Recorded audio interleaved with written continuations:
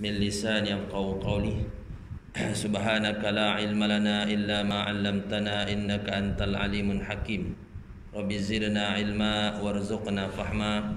Wala hawla wala quwwata illa billahil aliyil azim.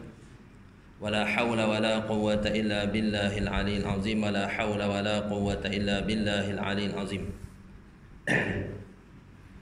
Rabbana iftah bainana wa baina qaumina bil haqq wa anta khairul fatihin, amma ba'd. Yang dihormati Tuan Imam, ahli jawatan kuasa masjid, pegawai masjid, pimpinan masyarakat setempat, sidang jemaah muslimin muslimat tak ada ni, yang dirahmati oleh Allah SWT sekalian. Alhamdulillah, syukur pada Allah SWT kerana dengan limpah kurnia, taufik dan hidayah, Allah SWT beri kita kesempatan untuk kita hadir ke rumah Allah SWT ini, dan kita diberi lagi umur, berbaki lagi dalam kehidupan kita ini untuk kita sama-sama berbekal ke alam yang seterusnya, iaitu alam akhirat. Maka kehidupan di atas muka bumi ini adalah ujian ataupun al-mazra'atul akhirah, yang disebut jambatan kepada akhirat, ataupun disebut darul imtihan, maknanya tempat ujian bagi kita manusia. Maka sebanyak mana amalan kita, itulah kita buat bekalan di akhirat, modal kita. Jadi ke akhirat pun kita tidak ada amalan dah. Kewajipan semayang, puasa, zakat, ibadat, semua sekali atas muka bumi lah. Di akhirat dah tak ada dah kewajipan itu. Dan di akhirat ada perhitungan dosa dan pahala. Duit di akhirat dosa dan pahala. Duit di dunia ni RM, ringgit Malaysia. Kan? Ringgit Malaysia. Nak pergi luar negara pun tak laku ringgit Malaysia. Nak pergi Indonesia kena tukar di money changer, tukar ke rupiah. Nak pergi ke Jepun kena pakai yen. Nak pergi ke Amerika kena pakai dolar Amerika. Nak pergi ke nak pergi ke Arab, rial. Nak pergi ke Thailand kena pakai kop. Begitu kan. Jadi kena tukar duit. Banyak mana duit pun tak laku. Kalau pergi Indonesia pakai ringgit Malaysia, dia tak laku. Banyak mana duit kalau tak pergi tukar duit. Sama atas dunia ni, nak pergi ke akhirat dia kena tukar duit dunia pada duit akhirat. Duit dunia dia tak laku dah di akhirat, tapi dia ada muamalat juga di akhirat. Dosa pahala kita akan dihitung semua di akhirat, kan? Jadi sebab tu kena tukar duit. Sebanyak mana yang kita simpan belum tentu duit kita di akhirat. Boleh jadi dia duit yang kita simpan tu adalah duit anak kita, boleh jadi duit anak kita, duit bini kita. Boleh jadi duit waris kita, adik-beradik kita, bukan duit kita. Sebanyak mana kita beri, itulah duit kita. Sebanyak mana kita memberi, itulah duit kita di akhirat. Begitu. Selama atas dunia ni bolehlah kita pakai sikit. Nak mujuk, kalau hak bini kita nak mujuk, buat je, dia nikah baru. Kita mati, dia nikah baru. Sementara merah kubur, maknanya sayang lagi lah, kan. Mula-mula hantar sayang, menangis. Hidup 40, 30 tahun, 40 tahun, tiba-tiba mati. Tok laki mati. Jadi meninggal, kan. Jadi menangislah, sedih, kan. Sedih. Sehari dua sedih lagi, kan. Merah lagi kubur. 2-3 hari merah lagi kubur, kan. Seminggu sedih lagi. Sampai sebulan, sampai satu masa keadaan lupa kita dalam kubur, kita tinggal seorang saja. Kalau anak mengaji, tahanlah sikit. Kalau tak mengaji, setahun sekali ziarah kubur. Sebab orang buat tahlil kubur hari raya, sebab itulah dia datang ziarah kubur. Kalau tidak, tak ziarah langsung. Balik cuti tak jengok kubur ayah. Sebab tak belajar, tak ada akhirat, tak ada ilmu, kan. Tak tahu. Gitu. Sementara sayanglah. Tiba-tiba anak tengok, anak buka-buka laci tengok dalam buku bank ayah. Kan. Lepas tu ngadu ke mak. Khabar ke mak, ni ada dalam 200,000 dalam akaun ni. ASB limit 200,000. Kan? Ada 200,000. Hilanglah sedih. Mula-mula sedih ke? Dah dengar 200,000 tak berapa dah sedih. Kan? Dengar ada duit tak berapa dah sedih. Itulah sebanyak mana dunia ni hanya sementara saja kan. Anak isteri kita sementara saja. Kalau kita ada iman, kalau kita didik betul-betul, kita jumpa di akhirat. Jumpa pula dalam syurga. Kalau tak didik, tak ada iman, maknanya habislah. Kan? Paras dunia sajalah. Paras 40 tahun hidup, paras 60 tahun hidup, kita berkasih sayang dengan anak isteri kita kan. Sebab tu didik ya. Qu anfusakum wa ahlikum nar. Yang terutama sekali imanlah, jangan syirikkan Allah Subhanahu wa taala. Lepas tu kata Luqmanul Hakim, dia kata jangan sekali-kali kamu mensyirikkan Allah Subhanahu wa taala. Syirik boleh membawa kepada kufur. Kufur habis kita ya. Sebab tu iman kita nak sah. Sebab tu dari sudut belajar yang pertama sekali belajar akidah supaya sah iman. Fardu ain kan. Belajar akidah. Kemudian belajar fiqh untuk sah ibadat. Kemudian belajar tasawuf untuk sahkan pahala. Ikhlas. Bila ikhlas baru sah pahala. Ada satu tempat tu. Saya mula kuliah di situ. Saya mula nak kuliah di situ. Tanya dia, pengurusi lah. Tanya dia program apa yang ada. Kan? Program apa yang ada, kelas apa yang dah ada. Saya ni suka tak suka duduk setempat lama. Kan? Contoh Masjid Tanjung Besar kan. Masjid Tanjung Besar ramai. Boleh katakan banyak lagi masjid lain yang banyak program macam tu. Orang kata muntah dengan kuliah. Ini kita ni sebulan sekali lupa pula. Ada sebulan lupa. Sejuk. Tadi pun saya lupa betul nak WhatsApp. Rasa nak WhatsApp. Dah pegang handset nak WhatsApp. Lepas tu dia letak. Lepas tu kejap megang, rasa nak ingat. Tengok WhatsApp lain dah lupa dah. Kan? Jadi letak dah tak ingat dah. Itu tak ramai kan. Kalau khabar tu boleh jadi buat hebat kan. Tapi kan lebih kurang jugalah. Tak, lebih kurang orang tu juga. Orang itu juga kan. Muka yang sama je. Muslimat lah kalau tambah-tambah pun. Jadi maknanya itu tadi. Dia cerita tu lupa pula. Mana ujung pangkainya. Lupa ke ujung pangkai. Jadi benda tadi saya cerita tadi. Tak payah kita terus tajuk kita ya. InsyaAllah. Itulah mana kehidupan kita dunia sementara saja. Kita bekal lah. Baki kita umur kita atas muka bumi ni, kita buat bekalan kita menuju ke akhirat. Jadi pada kuliah yang lepas, cerita tadi. Oh ingat balik. Saya tanya dia, pengurusi masjid tu, program apa yang ada? Tak ada. Kamu ni kelas fardu, kelas tauhid ada dah ke belum? Bab akidah ni, bab mengenai Tuhan ni. Tak ada. Kamu bab fardu ain je adanya, dia kata. Bab fardu ain je adanya, dia kata kan. Benda bab fardu ain tu, bab semayang rukun 13, dia kata. Bab semayang, bab rukun 13 belajar gitulah. Sunat-sunat dalam semayang kan. Dalam hadis saya, mengenai Tuhan tu bukan fardu ain ke? Tak seolah mana tak cakap dengan dia lah, tak kabarlah dia. Mana fardu ain, 3 sendi ilmu kan. Yang pertama tauhid, yang kedua fiqh, yang ketiga tasawuf. Kan? Tasawuf nak bela hati supaya ikhlas, supaya sah ada pahala ibadat kita. Fiqh untuk sah ibadat kita supaya sah. Kan? Kemudian tauhid, akidah untuk sah iman. Itu paling penting sekali. Kalau iman kita iman taklid, iman kita iman ikut-ikut. Kalau ikut-ikut tu yakin benar, pegang kuat tak apa. Bimbang tak kuat pegangan. Kan? Tak payah pergi jauh. Bukan nak batal syahadah ni, bukan payah pergi nyembah tokoh, tak payah.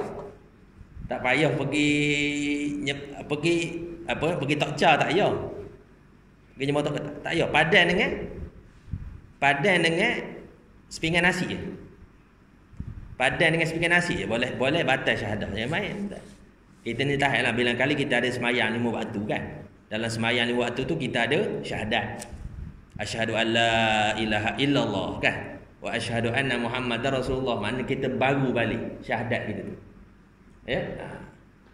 Pagi lepas subuh. Lepas subuh elok dah syahadat. Lepas subuh duha tu cari roti canai sekeping. Dengan roti canai boleh batal syahadat. Contoh kita kata, kau kalau tak ada roti canai ni, tak daya. Tak daya noreh ni kan? Tak daya. Tak ada roti canai ni maknanya tak kerja, tak jadi kerja ni kan? Kena habis kurang pun 2 keping roti canai. 2 keping roti canai. Ya, banjir. Kan? Tambah banjir. Kena 2 keping roti canai banjir. Kalau tak ada ni, tak buat kerja, tak jadi kerja. Kena juga. Kalau tidak dia pagi pukul 10. Kalau tidak dia boleh nyontok tengah hari kan. Tengah hari. Kau mundur kalau noreh getok, tengah hari dia tak buat jam. Dia rasa sendiri je. Kalau pukul 12 tu matahari dah naik tu dia rasa lapar tu, dia bukan lapar air, dia lapar air tu kita air bekas sama kan. Dia kalau tengah hari tu dia lapar lain. Lain lapar dia. Jadi masa tu start motor lah balik. Start motor balik, sedang molek di rumah tak nak nasi. Sedang molek di rumah tak nak nasi. Maksudnya ijtihad tu betul. Zon tu kuat. Kalau tengah hari tu lapar nasi. Tak cari tanya orang lagi kita. Kan? Dia lapar tu lain kalau pukul 12. Tak payah buat jam, sedang molek. Sedang molek je. Kan? Jadi itu. Jadi padan dengan roti canai 2 keping. Kalau tak ada lah roti canai ni tak jadi kerja. Jadi sontok dalam hati dia roti canai yang memberi kenyang, yang memberi tenaga pada dia. Allah tak campur, lepas diri. Itu dia panggil golongan Mu'tazilah. Mu'tazilah tak payah jauh. Dalam orang Islam kita juga ada masa tergelincir Mu'tazilah, ada masa tergelincir dalam Jabariyah. Jabariyah ni serah bulat-bulat semata-mata. Maknanya tak ada ikhtiar langsung. Macam pucuk ru, macam lalang kena tiup angin. Kejap tiup kanan, kejap tiup kiri, tak ada daya melawan lalu. Itu dipanggil golongan Jabariyah. Golongan Mu'tazilah ikhtiar dia semata. Ikhtiar dia memberi bekas. Allah tak campur. Itu golongan dipanggil golongan Mu'tazilah. Ini masa coin ni, jenis coin. Ni kalau tak ada coin ni tak jadi. Itu masa tu. Ni sebab coin lah ni. Awak kalau ayah tak beri makan ke orang, tak hidup awak tu. Dia cakap bahaya tu. Kadang-kadang orang nak minat anak kita kan. Orang nak minat. Kawan tu bawa habis belajar, tak beli dari kereta. Tapi getah-getah ada sikit di kampung. Sertifikat ada, CJ ada, tapi tak cari kerja lagi. Selit gaji tak ada, tak boleh beli kereta. Ada selit gaji boleh beli kereta. Datanglah nak minat anak kita, bawa GBO. Bawa GBO datang ke rumah kan. Nak nanya anak kita. Lepas tu kita kata, awak kita tengok atas bawah tengok. Lah motor GBO je. GBO apa? C70. C70 kan. Awak nak bagi benda anak kau makan. Nak bagi makan pasir. Kan. Habis, balik tu habis. Cakap macam tu boleh batal syahadah. Sebab tu iman penting. Nak mujur kalau dance main Zuhur dia ada syahadat baru. Dia syahadat baru. Masa tahiyat tu kan asyhadu an la ilaha illallah. Lepas Zuhur dia isu lain pula. Kan. Sebab tu iman kena jaga iman kena jaga. Kalau tak ada bersyahadat mati sebelum kita memperbaharui syahadat kita, maka mati guru mati alhamdulillah. Boleh tengok? Tak? Boleh? Tapi berlawan nak sikit dengan hujan. Lepas tu kena jaga iman kita kena jaga tu. InsyaAllah kita masuk sikit. Hari tu kita cerita bab sedap, bab teruk, iaitu golongan yang celaka di akhirat. Kita sambung surah Al-Ghashiyah. Surah Al-Ghashiyah kalau tak silap saya ayat 8 kita bincang dia. A'udzubillahi minasyaitonir rajim. Wujuhun yawma idzin na'imah. Hari kita habis insya-Allah. Kalau jangan tak ada kita jawab. Lisa'iha radiyah fi jannatin 'aliyah la tasma'u fiha laghiyah fiha 'ainun jariyah fiha sururun marfu'ah wa aqwabum mawdu'ah wa namariku masfufah wa zarabi mabtutha. Dan beberapa muka di hari itu bersukeri. Suka kepada usaha dia yang dia buat di atas muka bumi, dalam syurga yang tinggi, dan tidak mereka itu mendengar dalam syurga itu akan perkataan yang sia-sia. Dalam syurga itu mata air yang mengalir, ada mata air yang mengalir di bawah syurga itu. Di dalamnya dipan atau katil yang ditinggikan. Ada satu katil dalam syurga itu, dia panggil dipan, katil. Dia tinggi, rendah. Dia fleksibel. Dia kalau kita nak duduk, dia jadi rendah. Kalau dia tinggi, dia akan jadi tinggi. Sebab tu dalam ayat ni akan datang, ayat yang selepas ni dia panggil afala yanzuruna ilal ibili kaifa khuliqat. Ayat yang selepas tu kan, apakah kamu tidak melihat mereka kepada unta? Adakah tidak melihat mereka kepada unta, bagaimana ia dijadikan? Pada unta kan. Ayat selepas ni kita akan bincang. Kita akan cerita unta sikit. Unta ni hebat. Unta ni satu maknanya binatang yang orang Arab kagum. Mahal unta. Berapa unta seekor? Dekat 10,000 seekor. Betul ya? Dekat 10,000 unta seekor. 10,000 kan? Duit kita. Mana 10,000 bayar tak? Kalau dia membunuh orang. Contohnya bunuh kan. Kita bunuh orang. Dan Tuhan sebut ya ayyuhallazina amanu kutiba alaikumul qisas. Wahai orang beriman, kamu kena apabila bunuh hendaklah dikisos. Kisos ni maknanya bunuh balik. Kalau bunuh kan. Jadi bunuh tu, orang yang berbunuh tu, kalau dia nak minta pengampunan, dia pergi jumpa keluarga. Kalau ikut hukum Islam, dia bukan pengampunan sultan, bukan agung. Pengampunan daripada ahli keluarga. Kalau ahli keluarga dia bersetuju mengampunkan, maksud tak balai bunuh. Kalau balai bunuh tak dapat benda. Jadi hukuman dia panggil diat. Diat tu 100 ekor unta. Bayang 100 ekor unta berapa? 10,000 seekor. Kalau 100 berapa? 1 juta. Ya, 1 juta harga nyawa. Kalau kita bunuh orang dia habis tanah kampung jual lagu. Kan? Nak cukup ke 1 juta tu. Ya, 1 juta kan? 10,000 100 orang. Saya matematik orang. Comong-comong kita tahu. Kena pakai doktor Jepun je. Maknanya harga nyawa. Harga nyawa. Maknanya kalau maknanya keluarga kata kau cemuah tengok muka dia, bunuh je lah. Kan? Dia kabur ke mahkamah. Macam tu balas bunuh. Tapi akhirat tak kena dah. Hukum kisah ni akhirat tak bangkit dah. Dosa tu lepas di akhirat. Ya, tu bezanya hukum dunia dah tak lepas. Contoh kita mencuri, kita kena penjara kan. Penjara kena hukum tak apalah. Tapi akhirat kalau kita tak taubat daripada dosa kita tu, akhirat akan kena juga atas dosa tu. Berbeza dengan hukum Islam. Itulah. Okey. Jadi akhir ayat tu dia cerita tentang afala yanzuruna ila ilika fa khuliqat.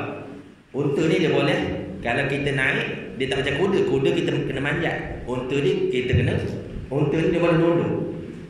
Unta kan kalau dia tunduk, dia ada satu, kalau lutut dia tu ada satu tempat dia panggil handbrake, bukan handbrake, macam lock. Ikat.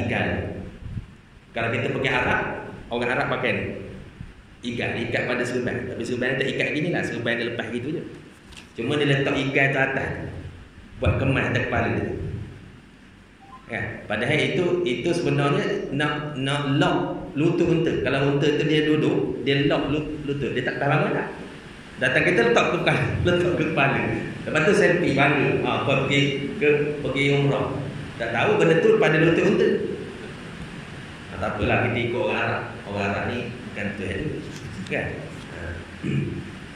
Tapi kalau kita tengok orang Arab sekarang ni tak kaya sama-sama. Boleh tengok pada orang itu lagi kan. Sebab tu kalau pengurusan haji ni, kalau di Mekah tu dia kagum pada pengurusan tambah haji kan. Dia Jemaah Malaysia ni jemaah yang paling disiplin. Paling disiplin, tertib dia. Kalau dia ikut dan itu lembut je. Bahasa kita bahasa Melayu, Arab ni kasar. Okey. Jadi kita sambung lagi pada ayat yang ke-7 yang disebut tadi. Allah Ta'ala memulai surah ini dengan rupa bertanya kepada Rasulullah SAW, Muhammad SAW, kerana hebat dan dahsyatnya kejadian di hari kiamat. Itu 2 hingga 7, 8 sampai 16. Ayat 8 sampai 16. Sebahagian besar pula di antara manusia di hari akhirat itu nyata dan kelihatan gembira dan bersenang hati. Ada orang sebahagian daripada manusia di akhirat nanti, mereka itu muka dia kita dapat tengok pada muka dia tu dengan kesusahan, keluh kesah, putus asa. Yang kita bincang itulah, putus asa atas amalan dia atas muka bumi hari tu. Atas usaha dia atas muka bumi hari tu. Kadang-kadang bukanlah maksudnya buat jahat, bukanlah maksud dia itu melanggar perintah Allah, bukan ahli maksiat. Jahatlah maksudnya, jahat di sini takrifnya menyusah orang. Maksudnya dia buat kerja sendiri je, dia buat hal masing-masing je. Tapi kadang-kadang baguslah. Kerja maknanya dia tunaikan tuntutan dunia dia pada diri dia, pada anak isteri dia, bagus. Belanja cukup. Kereta ada. Kan? Dia ada kereta, bini ada kereta, anak sulung ada kereta. 3-4 biji kereta di rumah cukup. Barang rumah cukup, barang makan cukup. Mana cukup atas kerja buat di atas dunia ni. Tapi sayang, ukhrawi tak ada. Hanya duniawi saja. Pemberian dalam bentuk duniawi. Bukannya orang jahat dah, baik. Itu sayang. Maknanya mereka ni akhirat nanti dia muka dapat dilihat pada ayat sebelum ni. Pada muka-muka mereka itu dapat dilihat putus asa. Putus asa. Dan dalam keadaan hina melihat pada muka dia. Pasal apa? Atas usaha dia di atas muka bumi. Usaha yang tidak berbalas, usaha yang tidak dapat meraih keuntungan di akhirat. Kemudian hari ini pula kita cerita pula ada sebahagian manusia yang mereka itu di akhirat muka dia kelihatan gembira, bersenang hati. Macam kita baru dapat durian runtuh contoh. Baru ni di kampung Paya Luas tu banyak yang dapat tanah dia kena apa? Kereta api baru ni siaran. Dapat. Ada dia cukup putih, tanah kosong 2 ekar dapat 500,000. 500,000 2 ekar tanah kosong je. Kalau ada sawit tu galak juga kan, dia tak ada kosong. Lalu dia siaran dapat. Ada tu 100,000. 100,000 kena juru tanah kan. Juru tanah je kena. Di CRN dapat 100,000. Tapi nak cerita bukan CRN tu. Nak cerita dapat duit tu senyum. Dia punya senyum tu gembira. Di akhirat nanti sebahagian manusia nampak muka dia senyum. Apa? Puas hati atas usaha buat dia di atas muka bumi itu. Kan? Senang dan gembira mereka melihat dan merasai hasil amal dan perbuatan mereka selama hidup di dunia. Mereka ditempatkan dalam syurga yang tinggi dan mulia. Tidak pernah mereka dalam syurga itu mendengar suara ataupun perkataan yang sia-sia. Ini cerita tentang syurga. Sedap sikit lah. Itu cerita tentang neraka, makanan ahli neraka. Kita bincang kan, makanan ahli neraka itu daripada satu pokok yang tumbuh di dasar neraka itu. Ada sebab apa? Dia sebut sajaratuz zakum. Satu pokok namanya pokok zakum. Minumannya minuman daripada mata air yang menggelegok keluar daripada dasar api neraka. Ada juga ulama sebut minuman daripada sisa-sisa manusia. Air nanah yang keluar. Air nanah yang keluar pada badan manusia ahli neraka itulah jadi makan minum pada ahli neraka. Mana hazard lah, bukan makanan yang mengenyangkan, bukan makanan yang menyihatkan tubuh badan dah. Betul-betul hanya jangan tak ada makanan. Dan dia rasa itulah makanan yang nikmat kamu. Dia rasa itulah pada dia. Tapi sebenarnya azab lah, bukan nikmat. Neraka ni bukan satu tempat nikmat. Kesudahan yang buruk. Jadi berbeza dengan orang yang berbahagia, orang yang untung di akhirat, iaitu mereka ditempatkan dalam syurga yang tinggi dan mulia. Tidak pernah mereka dalam syurga itu mendengar suara ataupun perkataan yang sia-sia tadi. Dalam syurga nanti tak ada perkataan yang sia-sia seumpama atas dunia. Atas dunia ni cerita Ebola, cerita duit, kan? Cerita ketok berbahagia, betul tak? Tak ada cerita langsung kebesaran Allah Subhanahu Wa Taala. Akhirat dah, dalam syurga cerita memuji Allah Subhanahu Wa Taala, cerita subhanallah, cerita puji Allah, bertasbih pada Allah Subhanahu Wa Taala. Itu sifat ahli syurga. Sebab apa? Nampak nikmat yang Allah Taala kurniakan tu hakul yakin, dia yakin secara hak sungguh-sungguh dia masuk dalam syurga, gitu kan? Yakin. Jadi tak ada perkataan yang keluar terpacu pada mulut dia tu, melainkan dia memuji Allah Subhanahu Wa Taala. Tak ada perkataan sia-sia. Atas dunia perkataan keluh kesah semua, kan? Sampai dalam masjid pun cerita tentang dia. Hai dunia saja. Lepas tu cerita duduk masjid, cerita tentang mana zikrullah, tentang ada ilmu, tak cerita tadi tentang hai dunia. Boleh dengar tu kan? Saya ni ambil kuat ni, volume target tinggi lah pelawai ni. Ya. Okey, dalam syurga itu ada mata air yang airnya mengalir, yang molek pada pandangan mata. Dalam syurga itu ada tempat tidur yang tinggi dan mulia. Di tepi mata air syurga terletak dengan teratur gelas atau mangkuk untuk sesiapa yang hendak minum air daripada air mata air itu. Di tepi mata air itu terhampar tikar atau hamparan yang tidak terperikan untuk sesiapa yang hendak berbaring atau bersandar bersenang-senang. Tidak sahaja hamparan, tetapi bantal-bantal yang tidak terperikan bagus pun tidak ketinggalan. Mana Allah SWT cerita tentang orang yang diberi nikmat, orang yang mendapat kesenangan di akhirat. Jadi ciri-ciri syurga. Kita cerita tentang syurga. Syurga ni banyak nama, macam neraka juga ada nama-nama ni. Jannatus apa ni? Neraka sa'ir, neraka hutama, neraka jahannam, neraka saqar. Syurga pun ada nama. Saya tak cerita tak? Dan tak cerita. Nama syurga tak cerita. Banyak namanya. Antara dia sebut nama syurga itu, dia sebut Jannatul Ma'wa. Jannatul Ma'wa. Syurga tu sifat dia pintu-pintu yang banyak. Masuklah salah satu daripada pintu-pintu mana pun.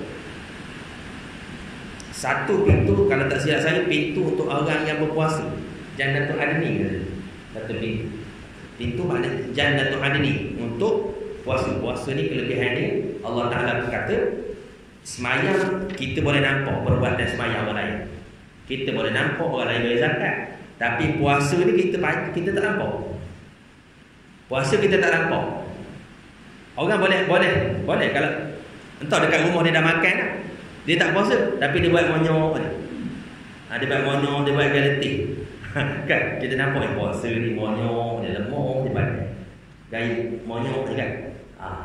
Maknanya ini puasa ni. Tu boleh nipu orang. Tapi kalau zakat kita boleh nampak, puasa tak nampak. Hanya Allah Subhanahu Wa Taala, dan Allah sendiri yang akan membalas sendiri pahala puasa. Kan? Salah satu puasa ni ada satu syurga khas untuk bagi orang yang berpuasa. Antara disebut yang kedua Jannatul Adni. Jannatul Adni. Kemudian disebut Darul Khulud. Syurga tu Darul Khulud, rumah yang kekal abadi. Selama-lamanya. Akhirat nanti kekal selama-lamanya. Khalidina fiha abada. Selama-lamanya kekal. Akhirat tak ada kesudahan dah. Sebab tu dia ada dua. Akhirat nanti kita sebut itu Allah Ta'ala mematikan mati. Maknanya tak ada mati dah. Macam hidup ni, hidup makhluk Allah Ta'ala ni banyak. Antaranya makhluk Allah SWT ni yang tak nampak isi dia. Hanya pada maknawi. Contohnya mati. Mati kita tak nampak mati. Tapi mati itu akhirat dia akan jadi seperti seekor kibas. Kita dah cerita itulah. Mati dia akan jadi seperti seekor kibas. Allah Ta'ala perintah pada malaikat, malaikat sembelih mati itu di antara apa ni, syurga dan neraka. Kemudian mati itu maknanya dipanggil simbolik. Maknanya tak ada lah kematian lepas pada itu. Lepas pada tu orang neraka kata Allah Akbar, alam aku ingat aku mati. Ada neraka dia kata, alangkah baiknya kalau aku mati dan aku masuk neraka ni, ada mati lepas ni. Maknanya lepas ni tak azab dah. Rupanya mati tu Allah Ta'ala matikan akhirat. Mati tu Allah Ta'ala matikan di akhirat. Maknanya tak ada lagi kematian dah selepas daripada kematian di atas dunia ni. Dia sama hidup ni dalam Quran disebut hidup ni macam seekor kuda. Antara malaikat Jibril apa ni, yang menurunkan hujan, malaikat ada malaikat menurunkan rezeki kan. Antara malaikat Jibril ni dia menunggang, disebut juga kuda tu disebut al-hayat. Satu kuda nama al-hayat. Hayat pun tak ada dah. Kuda sama mati Allah serupakan dengan seperti seekor kibas. Hidup ni macam seekor kuda. Kuda al-hayat nama kuda tu. Mati tu seperti seekor kibas. Akhirat esok apabila disembelih akan apa ni kibas tu nanti, maka tidak ada lagi kematian. Orang syurga alhamdulillah kata dia ingat, orang syurga dia ingat bahawasanya nikmat yang dikurniakan dapat dalam syurga ni sementara je. Dia rasa macam sementara, lepas ni tak adalah bila aku mati tak dapatlah nikmat macam ni. Rupanya tak mati dah sampai sudah. Abadan abada selama-lamanya. Begitu ke ahli neraka. Dia ingatkan lepas ni mati, boleh dah tak azab dah. Rupanya tak mati. Rupanya tak mati kan. Kan kita bincang tu, ada neraka ni dia hancur terus. Dia hancur terus, lepas tu tumbuh balik. Lepas hancur tumbuh balik. Itulah sudah sampai ke sudah. Jadi ahli neraka tu makna celakalah kami. Kami tidak ada lagi kematian selepas ini. Maka azab selama-lamanya. Sampai masa ahli syurga nanti, orang beriman yang ada iman walaupun sebesar zarah, mereka itu akan keluar daripada neraka di kesudahan esok. Orang yang ada iman walaupun sebesar zarah, dia akan keluar daripada neraka. Akhir sekali ahli neraka yang kafir dan munafik ini, dia kekal selama-lama dalam neraka abadan abada. Masa itulah Allah Ta'ala perintahkan kibas tadi disembelih. Itu macam simbolik lah. Padahal kalau tak simbolik pun Allah Ta'ala boleh buat. Maknanya kun fayakun, Allah Ta'ala kata kekal selama-lama, tak mati-mati, boleh. Itu dia panggil menunjukkan kekuasaan Allah Subhanahu Wa Ta'ala. Macam malaikat lah Allah buat. Ngapa pula kata Allah kuasa, ngapa kena buat malaikat pula? Ada yang turun hujan, ada yang turun bala, ada yang apa ni, jaga neraka, ada yang jaga syurga, ada yang tarik apa ni, mematikan, kan? Ada yang maknanya malikul maut. Malikul maut. Ada orang panggil malikul maut, ada orang panggil apa ni, malakul maut.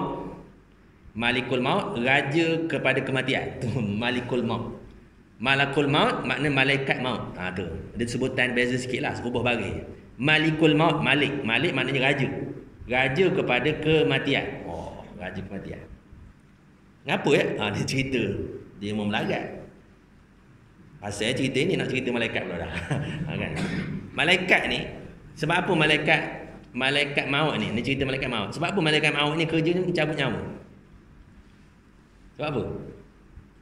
Malaikat maut ni kerja mencabut nyawa. Pasal apa? Malaikat maut ni yang mula menghidupkan. Jadi malaikat maut ni memang kasar lah. Malaikat maut ni memang dia terti bahasa. Kan? Dia asal mula-mula nak jadi Adam dulu, nak jadi ke Adam dulu. Allah Ta'ala utuskan malaikat Jibril. Malaikat Jibril pergi ambil tanah daripada bumi. Ambil tanah. Ada yang tak ada sebut ambil tanah daripada Mekah. Mekah tu tempat maknanya untuk kepala tu. Ada tempat untuk bahagian-bahagian yang nikmat-nikmat ni dia ambil di Babylon. Babylon belah mana? Diambil, maknanya setiap benua tu diambil segumpai. Jadi Allah Ta'ala perintah pada malaikat Jibril suruh ambil maknanya tanah tu. Tanah segumpai pada bumi. Tapi bumi tak bagi. Bumi tak bagi. Kan? Mana bumi tak bagi malaikat Jibril. Malaikat Jibril ni lepas bumi tak bagi dia naik balik. Dia naik balik. Akhir sekali dia kata akhir sekali Allah Ta'ala perintahkan kepada malaikat maut. Malaikat maut pergi Israel, pergi ambil tanah. Kalau gitu Israel mau pergi ambil tanah di bumi. Israel ambil tanah. Walaupun bumi tak bagi, Israel ambil rampai tanah tu. Sebab tu Israel ni dia itu kan. Jadi walaupun bumi tak bagi, aku tak bagi. Jibril dia patah balik ke langit. Lepas bumi tak bagi, tapi Israel dia ambil juga tanah tu, dia bawa naik ke langit. Jadi jadilah Nabi Adam alaihissalam. Jadi bila nak tugaskan malaikat ni, siapa yang nak cabut nyawa? Akhir sekali maknanya Allah Ta'ala perintahkan kepada malaikat maut. Jadi Israel, awak yang kena cabut nyawa, dia kata. Awak yang kena cabut nyawa. Pasal apa? Awak yang menghidupkan asalnya. Kan? Awak mula-mula yang punca jadi Nabi Adam alaihissalam ni, jadi esok awak yang kena tugaskan sebagai pencabut nyawa. Israel, kan? Lalu Israel kata, "Alah, buruk sangatlah aku. Mesti ramai orang benci pada aku." Israel kata, malaikat maut kata mestilah ramai orang benci. Sebab tu orang tak beri nama anak Israel. Ada orang beri nama anak Israel tak kaji dengar lagi. Mikail ada lagi. Oh, anak Mikail hebat, anak orang kaya. Kalau drama tu Mikail saja nama. Oh, Mikail, CEO syarikat namanya Mikail. Oh, hebat Mikail. Israfil, tak aja dengar Israfil. Jibril ada, Gabriel kan? Ada je dengar. Jibril ada dengar. Sekolah saya ada nama budak. Dia Furqan ada seorang nama Jibril. Itu boleh tahan ke? Nak perangai Super Jibril ke? Darjah 2 berambat lagi. Orang darjah 2 dia tahan kan? Dia ada matang sikit, dia tak ada, dia suruh begitulah. Balik lopas baju. Balik lopas kan. Baju dulu. Jadi 3 patutnya dia dah matang dah. Dia ada agak nama Jibril kamu. Tapi Israel tak ada. Tak ada orang bagi nama Israel. Kan? Lalu Israel kata dia kata Allah, "Ya Allah, aku kalau gitu ramai yang benci aku esok. Asyik nampak muka aku orang akan ingat mati." Cuba kalau bagi nama Israel nama mana? Oi, Israel datang. Kan kena tak ada orang kahwin dengan anak kita ke mana. Nama Israel. Kan? Jadi akhir sekali Allah Ta'ala kata, tak apa, awak teruskan kerja awak. Cuma aku jadikan asbab kematian. Kematian ni aku jadikan sebab, supaya orang tak nampak awak yang punca mati. Awak punca mati. Jadi sebab. Jadi timbullah sebab. Ada orang mati 3 serangkai kecil mani. Ada orang mati darah tinggi. Ada orang mati serangan jantung. Itu Allah Ta'ala jadikan mati ni ada sebab. Likulli syai'in sabab. Jadi tak ada orang cakap. Ada orang cakap, apa mati? Ini sebab di Israel? Tak ada lah. Biasa orang cakap sebab apa mati? Sebab darah tinggi kecil mani. Sebab serangan jantung. Tak ada orang cakap sebab di Israel. Jadi Allah Ta'ala tutup air malaikat Israel. Cerita buat malaikat Israel jauh sikit. Dia masuk sepang kejap, lepas tu dia keluar balik. Antara nama syurga itu disebut Jannatul Firdaus. Ni paling popular nama Jannatul Firdaus. Kemudian Darussalam, Darul Maqamah, rumah yang tenteram. Jannatul Na'im, Maqamun Amin. Ini nama-nama syurga yang disebut dalam Al-Quran. Nama-nama syurga. Kita dah sebut itu ya, maknanya antara orang yang paling penyudah sekali menjadi ahli neraka kan. Saya cerita tu tak? Macam mana dia mengangkut, beransur-ansur keluar daripada neraka. Itu saya cerita sini tu tak ada. Tak ingat. Ada cerita kan? Mana orang yang mengangkut sampai dijilat oleh api neraka itu. Itu maknanya penghuni yang terakhir api dalam neraka. Masa lepas pada tu tak ada dah. Tak ada dah maknanya ahli neraka. Ahli neraka di kalangan orang beriman. Yang tinggal hanyalah orang kafir dan orang yang munafik, yakni orang yang menyembunyikan kekufuran dalam hati. Dia menzahirkan Islam tapi dia menyembunyikan kekufuran. Itu dipanggil orang munafik. Ada ulama kata azab dia lebih teruk daripada orang kafir. Pasal apa? Dia menyembunyikan kekufuran. Wallah, tapi kalau cerita neraka ni memang azab lah. Kalau cerita masyarakat ada neraka tu tak pandai. Pasal apa? Azab. Paling ringan sekali kita sebut itu dipakai daripada terompah api neraka. Sehingga menggelegak kepalanya tu. Seumpama air yang menggelegak ketika kita jelang air. Menggelegak air. Macam tu lah otak gelegak. Dan dia rasakan dia yang paling azab sekali. Dia rasa dia yang paling azab sekali. Padahal orang lain lagi azab daripada dia. Jadi antara disebutkan antara nikmat-nikmat syurga disebut dalam Al-Quran Karim. Antara ayatnya dalam surah Tur disebut Innal muttaqina fi jannatin wa na'im fakihina bima atahum rabbuhum wa waqahum rabbuhum adzabal jahim. Ada di dalam surah Tur banyak ayat itu ila akhir ayat. Sesungguhnya orang-orang yang bertakwa ditempatkan di dalam taman-taman syurga dan nikmatnya kesenangan yang tidak ada taranya. Satu taman-taman syurga. Mereka bersenang-senang lena dengan apa yang dikurniakan oleh Tuhan mereka, dan mereka dipelihara Tuhan daripada azab neraka. Dikatakan kepada mereka, makan dan minumlah, kamu akan makanan dan minuman yang lazat dan baik kesudahannya dengan sebab apa yang kamu telah kerjakan. Mereka duduk berteleku di atas pelamin-pelamin yang berderet-deret. Dalam surga tu dia ada satu pelamin-pelamin. Dalam ayat tadi disebut dipan kan. Dipan pelamin-pelamin. Wallahualam kita boleh sebut je lah. Tapi hakikatnya tunggu akhirat lah baru nampak. Sebab tu dia panggil perkara sam'iyat. Perkara sam'iyat maksudnya perkara sam'iyat asal daripada kata samak. Samak ni maksudnya mendengar. Maknanya kita hanya dengar daripada Nabi Muhammad SAW saja. Anak mojo Nabi Muhammad kenapa? Kalau Nabi Muhammad tak ada, kita pun tak tahu apa cerita akhirat, apa cerita lepas pada bangkit pada kubur, apa cerita dalam kubur, apa cerita bangkit daripada kubur, apa cerita syurga, apa cerita neraka, pada gaya sirat. Kita pun tak tahu mojo Nabi Muhammad kenapa. Sebab tu dipanggil perkara sam'iyat. Mereka duduk berteleku di atas pelamin-pelamin yang berderet-deret, dan kami jadikan kawan teman mereka bidadari yang putih melepok. Allah. Ya, muncul dalam perempuan. Kan? Bidadari yang putih melepok. Jadi bidadari ini bukan kalangan manusia ya. Ada orang bagi nama anak dia ketua bidadari. Ketua bidadari namanya Ainul Mardiyah. Ketua bidadari namanya Ainul Mardiyah. Ada orang punya nama anak Ainul Mardiyah kan? Sebenarnya bidadari ini dia bukan kalangan manusia. Dia dijadikan oleh Allah SWT memang untuk dia memberi sepenuh kasih sayang kepada ahli syurga. Tugas dia memang itu. Dia tak ada sifat cemburu, dia tak ada, kalau orang perempuan dia cemburu. Sebab tu dia bukan di kalangan manusia. Kalau perempuan kan kita baru sebut. Kita sebut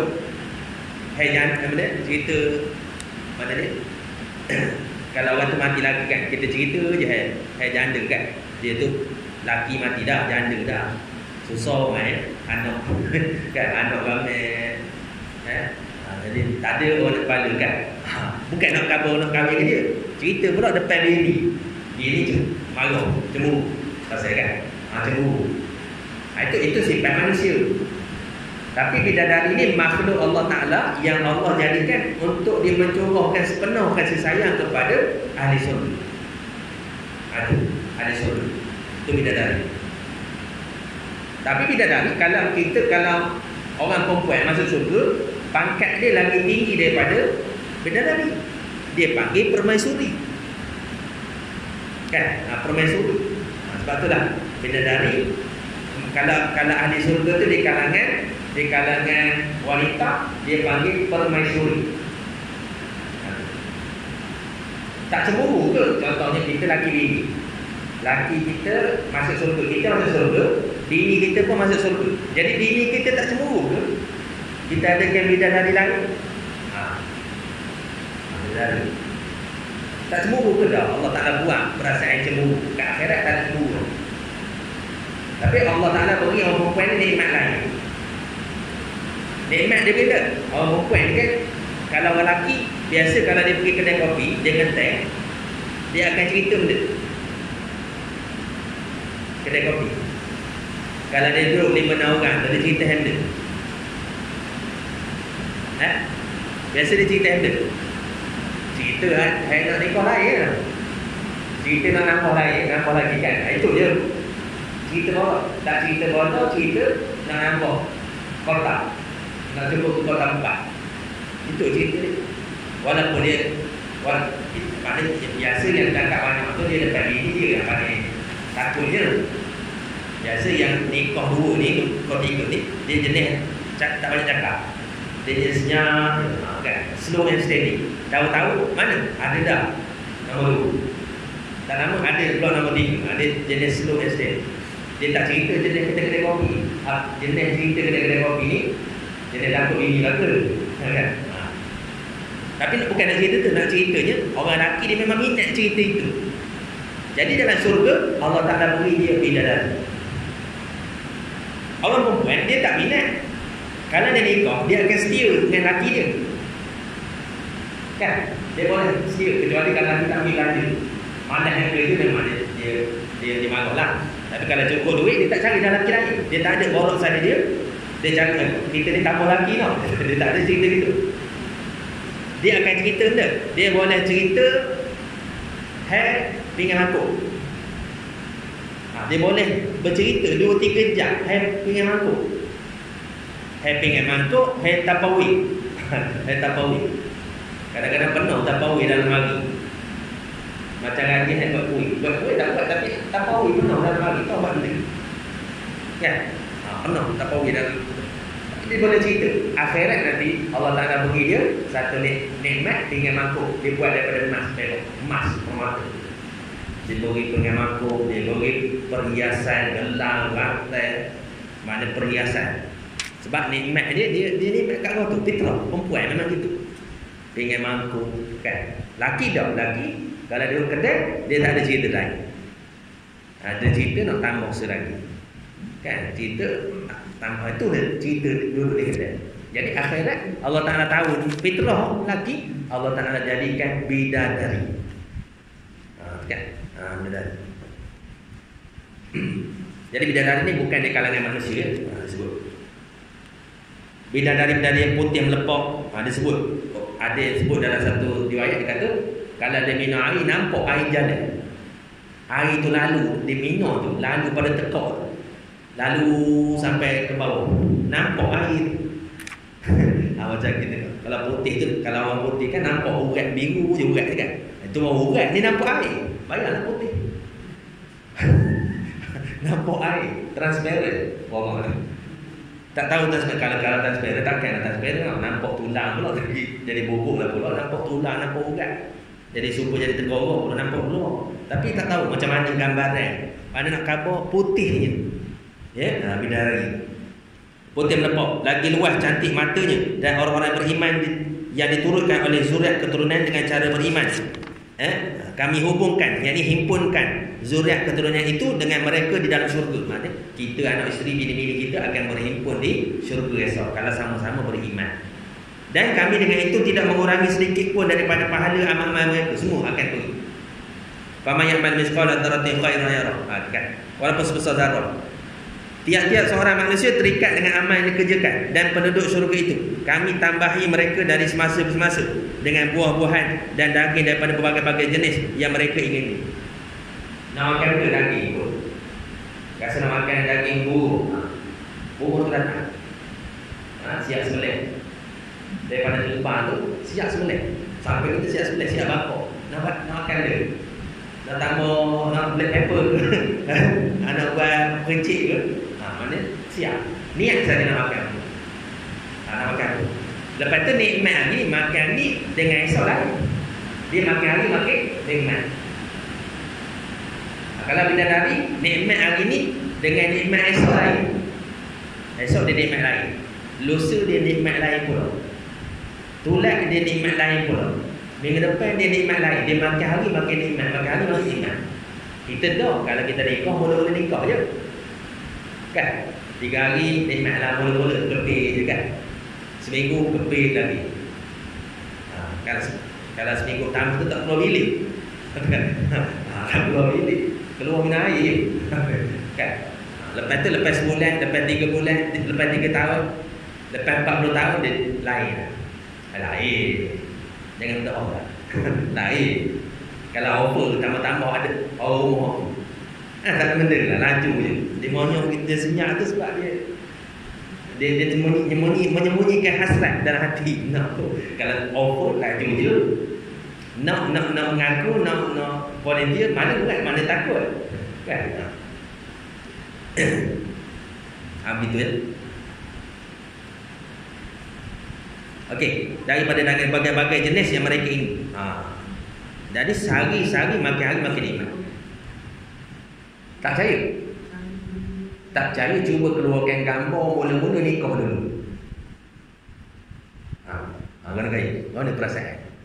Lawanya abang kau masa muda. Lawa kalau bini, kalau laki, lawanya bini kau masa muda kan.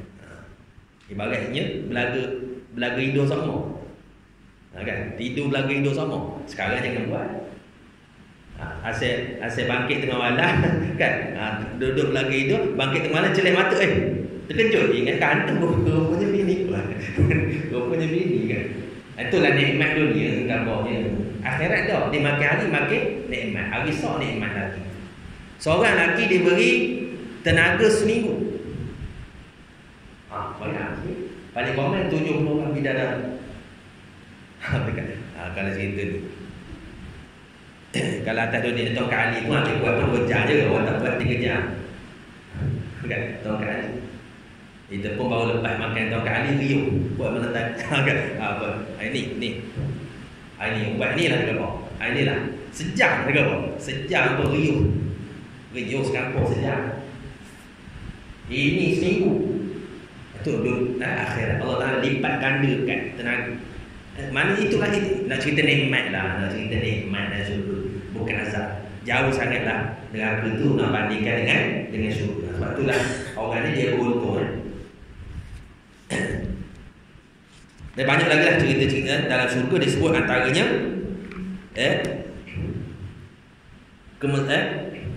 buah-buahan, daging berbagai jenis mereka ini. Mereka dalam syurga itu berebut-rebut mengambil piala yang berisi arak yang tidak menyebabkan timbul perkara-perkara yang sia-sia dan tidak pula menyebabkan peminumnya menanggung dosa. Akhirat nanti minum arak. Dalam syurga nanti akan diberi arak, berebut-rebut arak. Arak diisi dalam piala-piala, dibawa oleh lelaki-lelaki yang muda cantik umpama mutiara. Sampai kita tu bertelengku, tadi disebut bertelengku di atas apa ni, benda tadi disebut pelamin, ke atas pelamin tu, kemudian bersama ditemaikan oleh bidadari. Kemudian ada pelayan pula, dia ada waiter.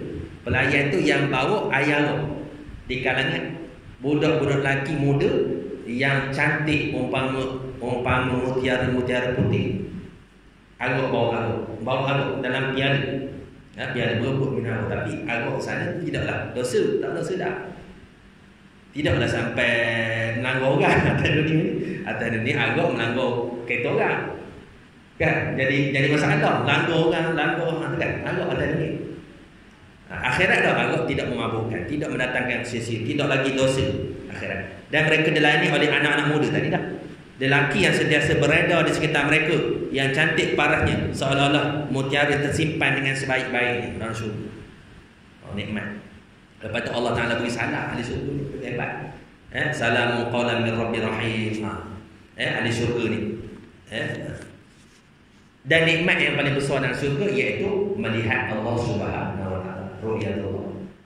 Itu nikmat yang paling besar dalam syurga, iaitu melihat Allah Subhanahu Wa Ta'ala.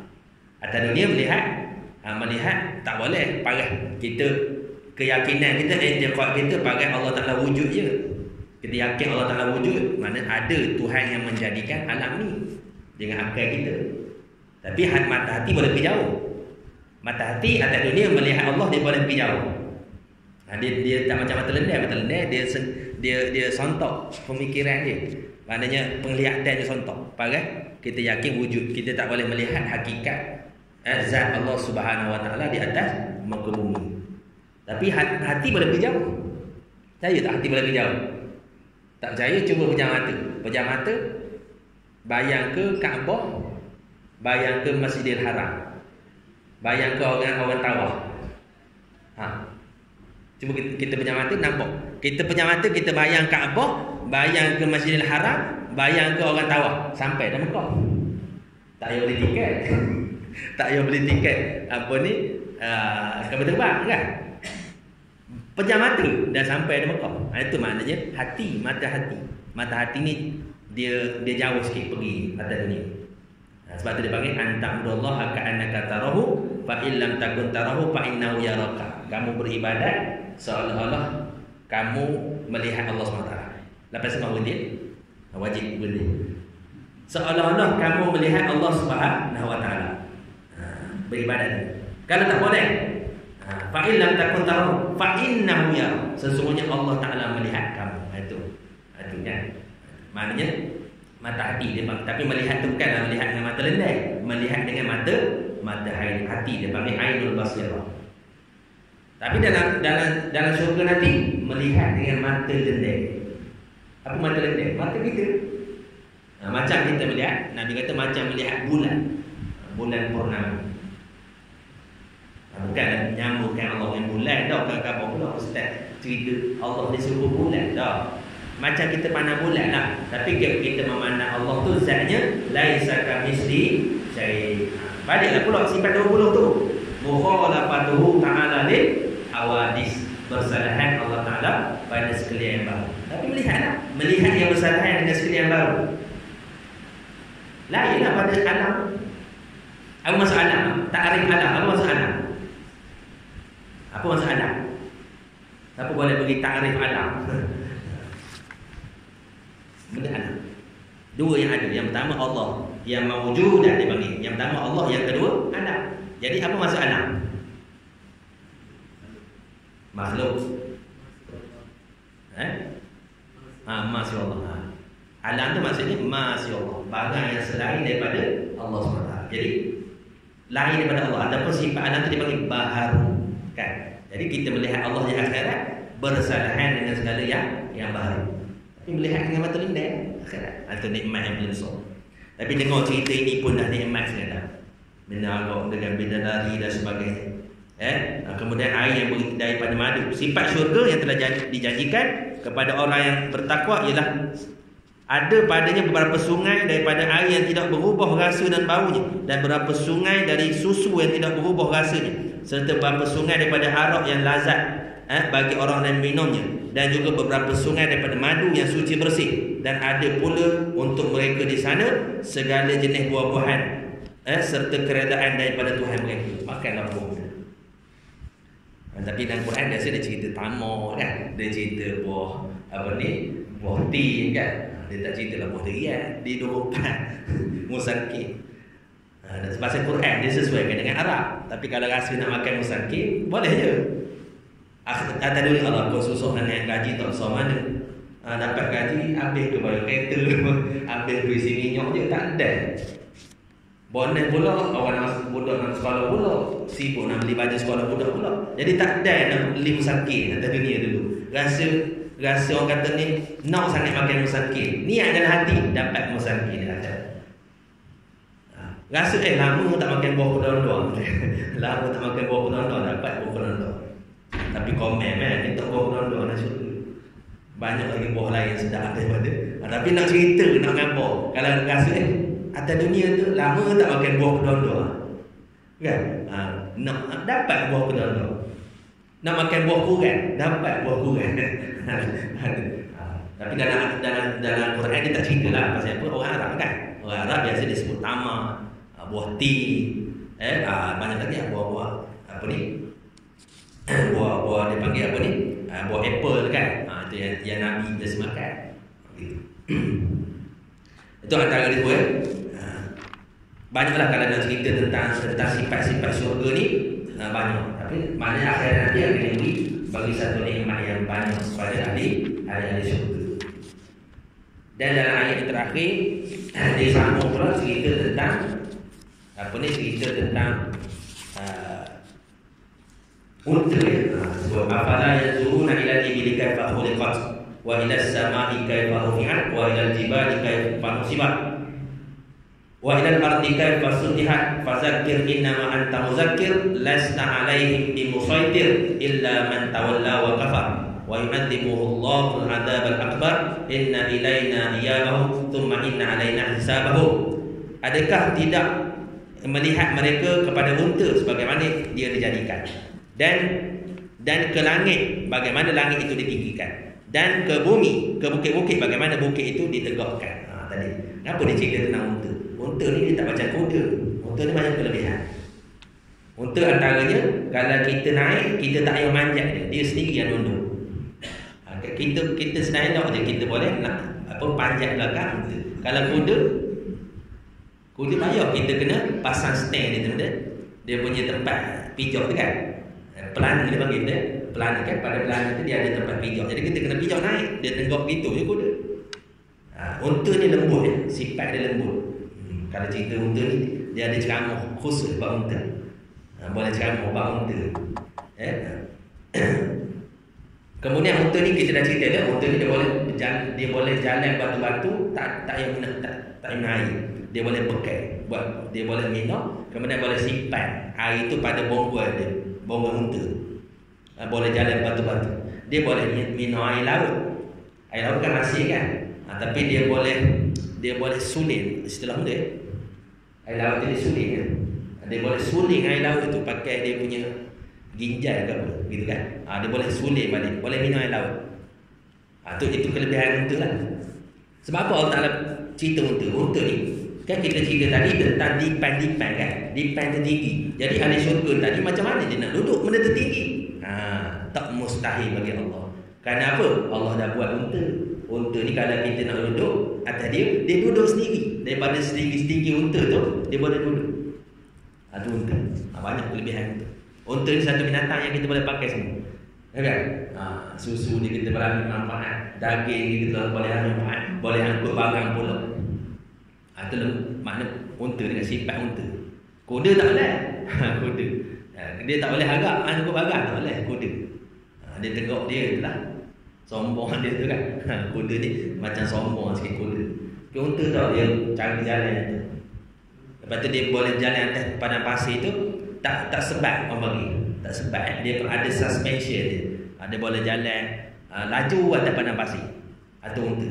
Lepas tu kalau dia naik, daripada dia duduk tu dia naik kepala dulu. Naik kepala dulu baru badan naik. Sebab tu kepala dia tinggi pada badan. Cuba kalau kuda, dia duduk teruk sangat nak naik tu. Teruk sangat nak naik kan. Tapi unta tau. Unta dia ada orang sebut unta ni air kencing dia berubat. Air kencing unta. Guna kayu. Buang nak kaedah dengan kayu. Perah terus minum ke? Boleh jadilah. Boleh jadi dicampur dalam susu dan sebagainya. Boleh berubat. Ada kajian lah. Kan? Dan banyak lagi lah. Sebab tu Allah Ta'ala cerita tentang unta. Allah Ta'ala suruh kita fikir tentang unta. Unta ni, sebab tu unta ni kalau dia bini banyak kan? Bini banyak. Kalau bini dia terus orang. Dia cemburu. Unta ni dia ada sifat cemburu. Dia akan halang orang daripada halang, maknanya unta jantan lain dekat dengan bini dia. Tu unta sifat dia ada sifat cemburu. Tu sifat unta. Cerita ceramah buat unta pula. Cerita buat unta pula kan. Dia cemburu. Lepas tu dia ada dendam. Sifat dia dendam. Kalau dia dendam orang tu, dia boleh dendam. Dia boleh sifat dendam dia. Unta. Banyak cerita kalau kita tengok berita dalam di Arab, berita Arab. Orang mati sebab unta. Mana unta ni dia ada sifat dendam. Unta dia berbeza babi. Babi kalau bini dia offer peluk orang lain. Sebab tu lah kalau orang makan babi, perangai dia makan babi. Dia makan babi, berangin macam babi. Kan? Anak dia buat tak kisah. Dia, orang putih kan, kadang-kadang bini dia pun boleh kongsi dengan orang lain. Tu kan. Dia sifat babi tu ada pada orang pemakan babi tu. Sebab tu kalau kita tengok sekarang ni, budak-budak sekarang ni makan ayam daging kan. Ayam daging tu dia boleh suntik injection. Mana boleh suntik, dia boleh cepat boleh makan, cepat besar kan. Jadi dia paksa besar tu bahaya tu. Kalau boleh, kalau tu macam Tok Guru Haji Baki tak makan daging, mana ayam daging. Kalau kamu nak masuk di Furqan tu, buat idang suku, cari ayam kampung, masuk ke dia tak makan ayam daging, bahaya. Kadang-kadang ada suntikan tu, mana yang jantan tak ni dah, yang jantan tak mengawal, tak mau mengawal ni, bila kena suntik itu bahaya, bahan dalam tu bahaya. Sebab tu kadang-kadang kita sekarang kan, lahir LGBT sebagainya kan, punca daripada pemakanan tu. Lahir dia jadi, bila dah besar dia ada lembut tentu-tentu gitu. Laki kena lembut tentu-tentu. Ada perempuan, kadang perempuan keras pula. Jadi sebab dia punya hormon dia dah apa ni, dah tak sempurna kan, akibat daripada pemakanan. Jadi unta tadi, dan lihat pada langit, tengok makhluk Allah yang paling besar iaitu langit yang luas ni. Dan tengok pada bukit-bukit yang ditegakkan. Allah Ta'ala jadi bukit. Bukit ni bukan tampil tu kan. Bukit ni bukan Allah letak batu atas bumi dah. Bukit ni dia pasak bumi. Kalau kita gali belah dalam, dia ada pasak, sebab dia dipanggil pasak. Macam kita buat rumah pakai paku kan, kukuh rumah kan. Lepas kita paku. Kalau tak paku dia tak kukuh. Begitulah. Jadi bukit tu, Allah Ta'ala suruh kita fikir, tengok pada bukit. Dan bumi ni, bagaimana bumi didatarkan, macam mana Allah buat bumi didatar je. Maka hendaklah engkau mengingatkan, engkau hanya orang yang mengingatkan, maka hendaklah engkau mengingatkan. Maknanya perintah pada Rasulullah supaya ingatkan manusia, dan engkau hanya orang yang mengingatkan. Maksud kita ni, kita ngabar je. Kita pendakwa-pendakwa ni, kita hanya ngabar saja bahawasanya lepas dunia ni ada akhirat, ada seksa syurga neraka. Tidak engkau memaksa akan mereka, tak paksa. Kita tak paksa. Tetapi siapa yang berpaling dan kafir, maka mengazab akan dia Allah Ta'ala dengan azab yang besar. Jadi kamilah yang akan memberi pembalasan kepada dia. Sesungguhnya kepada kami kembali mereka. Sudah itu atas kamilah menghisap akan mereka. Jadi kerja kamu bukan hisap, kerja kamu ajak saja kepada kebaikan. Kuntum khairu ummatin ukhrijat lin-nas ta'muruna bil ma'ruf wa tanhauna 'anil munkar. Jadi kerja kita sebagai umat Nabi Muhammad SAW adalah mengajak manusia kepada kebaikan dan mencegah manusia daripada melakukan kemungkaran. Itu tugas besar kita. Kita sambut Maulid baru ni, Maulid Rasul kan. Patutnya itu memang baguslah kita selawat, baguslah kita berlalu jalan keliling kampung selawat dengan spanduk-spanduk, tapi bukan sekadar itu. Kita kena ikut sunnah Rasulullah SAW. Sunnah yang paling besar iaitu sunnah dakwah. Dalam khutbah baru disebut kan, sunnah dakwah. Dakwah ni bukan kerja eksklusif ustaz-ustaz saja, bukan kerja eksklusif persatuan-persatuan badan-badan tertentu dah. Kerja dakwah ni adalah kerja setiap umat Islam. Jadi kita kena nyampai pula lah. Balik ni kena ngabar pula. Takkanlah ustaz ceramah sejam 2 jam, tak lekat lalu 10 minit. Orang rumah tanya, "Mana ustaz ceramah di masjid tadi?" Entahlah. Entahlah. Takkan Nabi kata balik Quran ni walau ayat, sampai kat walaupun satu ayat. Kita balik, entahlah tak dapat satu ayat, dia bawa satu kataan, entahlah. Kalau balik kan adalah cerita-cerita tentang surga sikit kan, cerita-cerita tentang neraka sikit, tapi paling itu je lah. Hal lain tu tak ingat. Tak ingat dah. Tahanlah sikit. Tapi orang sini dah, dia balikkan, dia buat kuliah pula ke rumah. Kan? Dia sampai pula. Jadi kalau rasa tak terlatih, angkutlah tu anak bini datang masjid kan, angkutlah tu. Kadang-kadang kereta besar di rumah kan, kan datang ke masjid seorang bawa kereta, pakai benda Alphard, tapi datang masjid seorang rugi sangat beli Alphard kan. Kurang-kurang anak kalau alpat 8 orang kan. Kan? Jadi angkut semua anak 88 tu. Siapa ada di rumah tu 8 orang tu angkut penuh ke kereta datang ke masjid. Oh betul. Beli alpat jasa. Ni beli alpat pakai di rumah. Rugi sana. Akhirat insya-Allah Taala tanya. Ya, gitu kan. Itu sikit macam lebih pula. Jadi itulah sedikit mana kuliah kita pada malam ni. Mudah-mudahan kita mendapat pengiktibaran, mendapat kita ambil pengajaran daripada ayat-ayat Allah SWT. Kita ambil ibrah, ambil pengajaran, ambil sebagai panduan dalam kehidupan harian kita insya-Allah. Jadi kita tangguhlah malam ni dengan tasbih kifarah dan surah Subhanakallahumma wa bihamdika asyhadu an la ilaha illa anta astaghfiruka wa atubu ilaik. Bismillahirrahmanirrahim. Wal 'asri innal insana lafi khusr illa alladhina amanu wa 'amilus solihat wa tawasaw bil haqq wa tawasaw bis sabr. Wallahu a'lam. Assalamualaikum warahmatullahi wabarakatuh.